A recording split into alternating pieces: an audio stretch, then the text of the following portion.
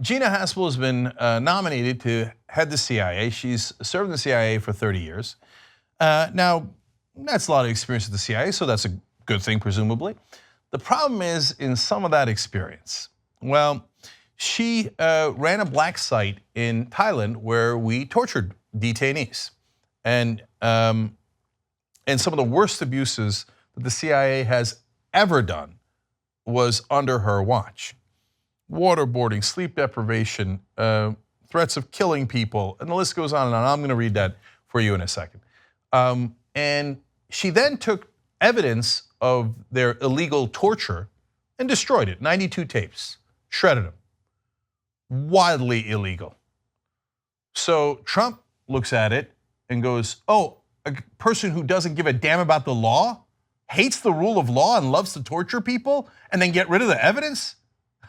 You know, for Trump, that's not the bug, that's the feature. He's like, oh, she gets rid of evidence, I love her. So he's appointed her. Now she's going to have congressional hearings because Congress has to sign off on it. That's going to be on Wednesday. So apparently she was having second thoughts because of the damage it might do to the CIA's reputation. The CIA's reputation. That's not why she did it. All right, so let's give you context. So what kind of torture did she participate in? Well, the government wrote a report about this. Not some liberal organization, not The Intercept. The government wrote this report. So let me quote the New York Times from back when it was revealed. The report describes extensive waterboarding as a series of near drownings and suggests that more prisoners were subjected to waterboarding than the 3 prisoners the CIA has acknowledged in the past. The CIA lying, no. The report also describes detainees being subjected to sleep deprivation for up to a week. Humans cannot withstand that. Medically unnecessary, quote, rectal feeding, that is otherwise known as rape, and death threats. Conditions at one prison described by a clandestine officer as a dungeon were blamed for the death of a detainee, and the harsh techniques were described as leading to psychological and behavioral issues, including hallucinations, paranoia, insomnia, and attempts at self-harm and self-mutilation. Gina Haspel, everybody. So now, don't get this wrong, a lot of Democrats also support her. So Leon Panetta, the former CIA director under Obama, a lot of the people who worked under Panetta, they're all over TV. MSNBC has like 18 people from CIA and national security intelligence organizations who were all complicit in either the torture or the cover-up of the torture on TV going, Gina Haspel, bravo on the torture, bravo. MSNBC, the liberal station, hilarious, hilarious. So all the people who've done these monstrous things support Gina Haspel. Now, in the case of the black site that she ran in Thailand, one of the detainees was Abu Zubaydah. Now, Abu Zubaydah had a lot of things that were done to him.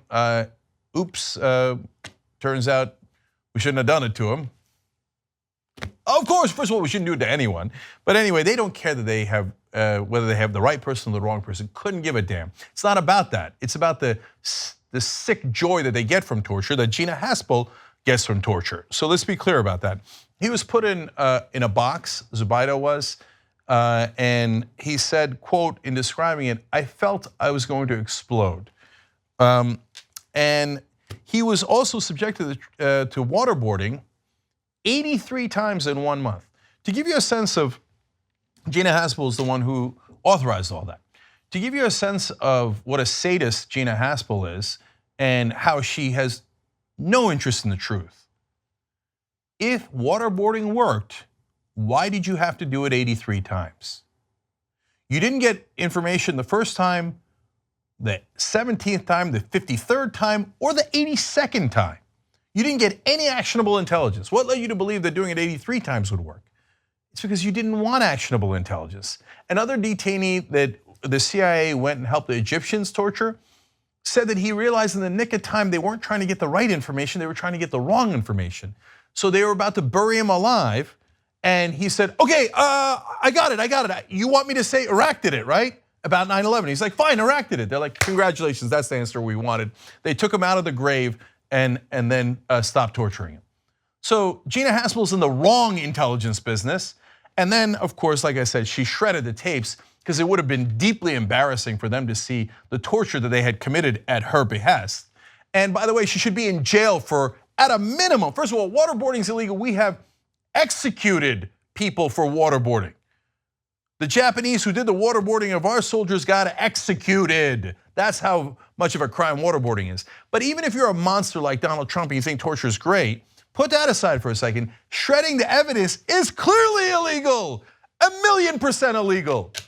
She should be in prison, not heading the CIA. Okay, at least one Republican acknowledges that, and that's Rand Paul.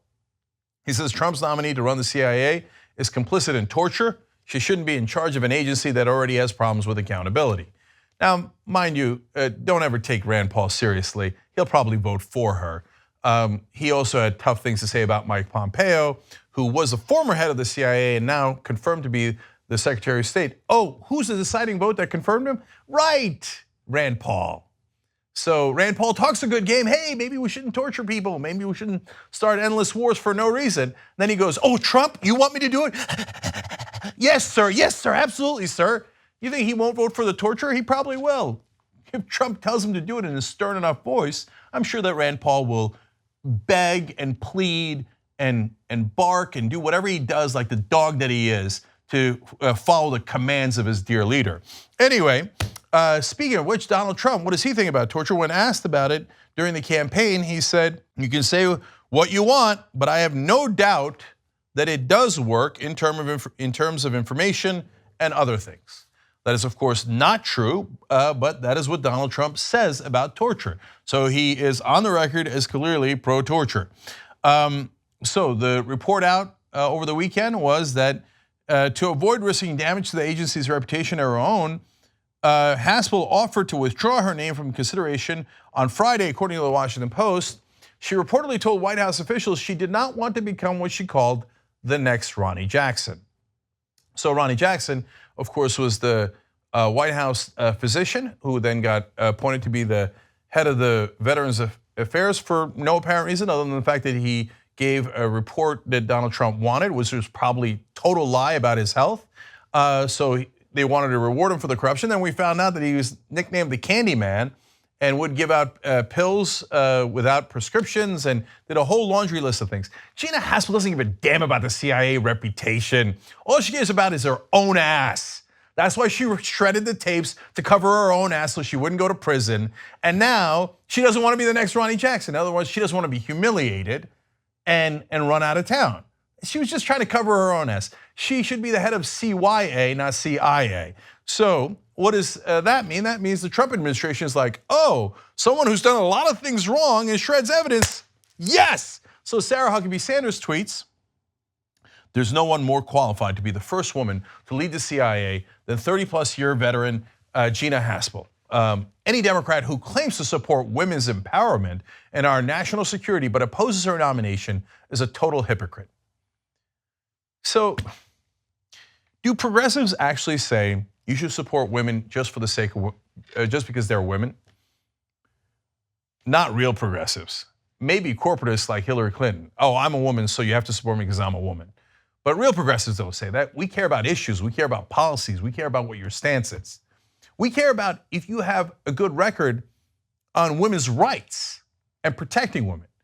Now, Hillary Clinton could have run on that. Instead, she said, I'm with her. You have to support me because I'm a woman. The only other people who do that are conservatives. Conservatives say, oh, no, you can't attack Gina Haspel. She's a known torturer, known lawbreaker, but she's a woman. So that's what you must mean. No, we mean support women's rights, women's issues. We don't mean support any monstrous woman that comes along just because she's a woman. So we don't have to support Betsy DeVos, we don't have to support Sarah Huckabee Sanders, and we don't have to support the torturer Gina Haspel. That I don't know if they're purposely getting that idea wrong, or they think, well, this will be a fun little trick. We'll just lie and pretend that progressives think you should support all women, period, regardless of what their opinions or policy positions are. So of course, Donald Trump wants to get in on the game.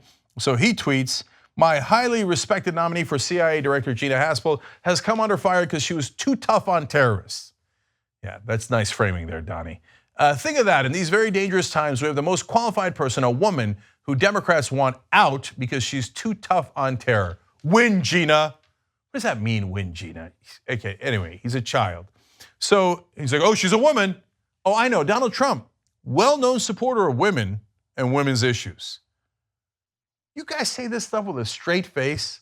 Get the hell out of here, man. And then he says she was too tough on terrorists. You support giving weapons to people on the terrorist watch list. When you have right-wing terrorists, white nationalist terrorists, you never say a word about it, Donald Trump. You said about the terrorists in Charlottesville, the right-wing zealots, the neo-Nazis, that they were good people on that side too.